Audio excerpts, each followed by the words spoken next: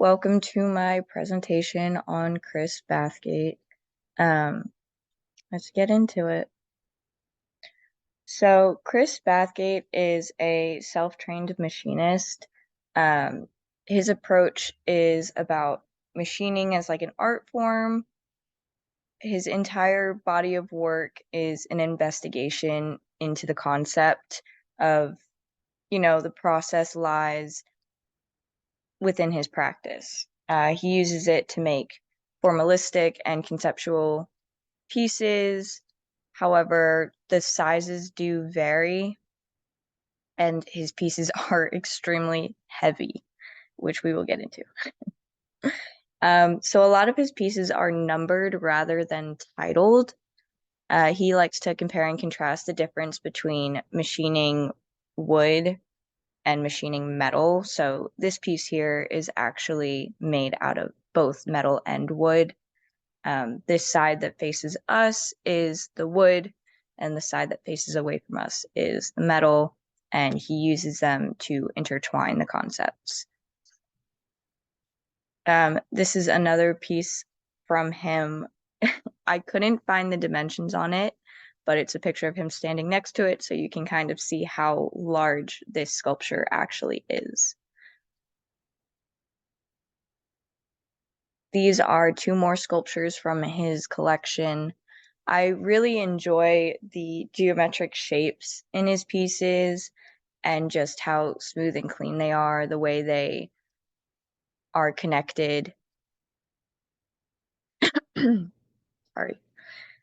He uses a lot of orange and blues in his pieces as well.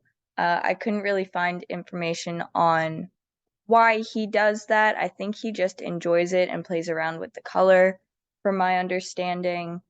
Um, he likes to play with the tension between like aesthetic or form and function, industrial and handmade. He likes to just kind of play around with different concepts.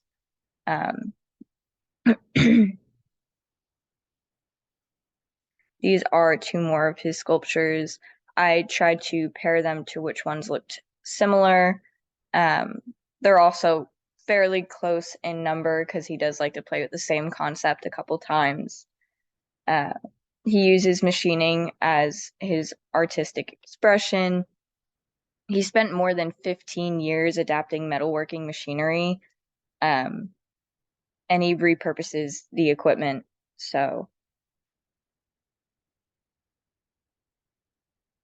some more of his work.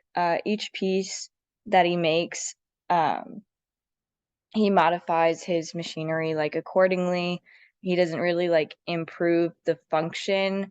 It's more of an aesthetic development that he produces rather than like worrying about how it works.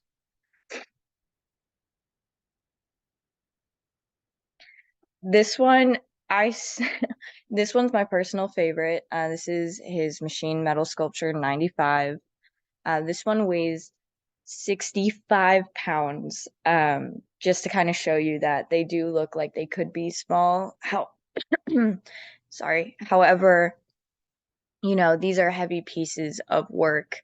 Um, all of these machine pieces, they're not hollow, they're not small.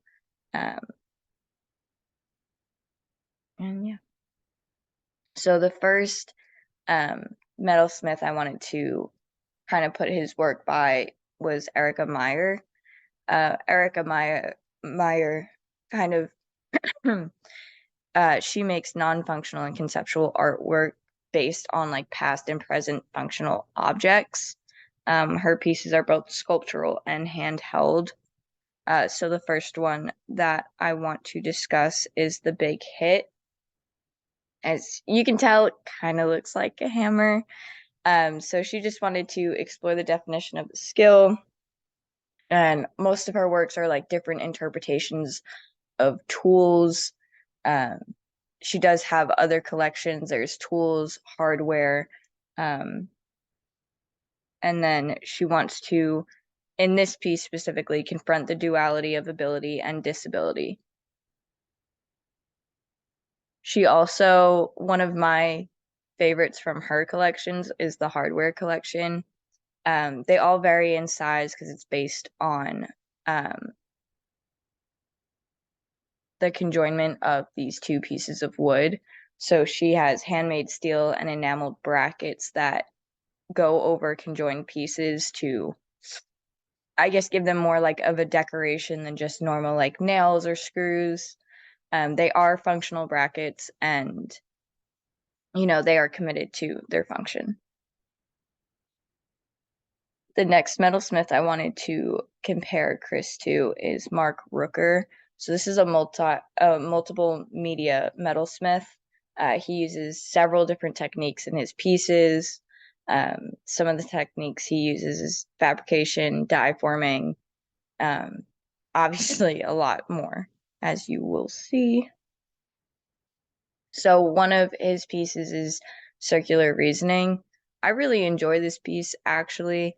It's made out of sterling silver. It doesn't exactly compare a lot to Chris Bathgate's pieces because Bathgate focuses mainly on machining, and there's not too much machining involved in these pieces, but you can still see like the small details and the techniques. Uh, excuse me, I'm so sorry. This piece is Grand Theft, which is a brooch. Um, the reason I wanted to compare this metalsmith to Bathgate is because of the multiple media forms. So, although Chris Bathgate does focus on machining, he does also use different techniques in his pieces. And I felt that this metalsmith, you can really see the diversity in the amount of techniques he uses versus like just looking at Bathgate's pieces. You can look at it and you're like, oh, it's just machining. But when you look more into the process, you realize like, oh, he's done powder coating with the machining, he's adding color to the sculptures.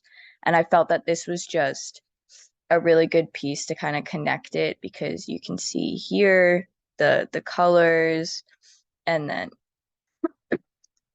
I'm so sorry, excuse me. Um yeah. So that is it. Thanks for watching.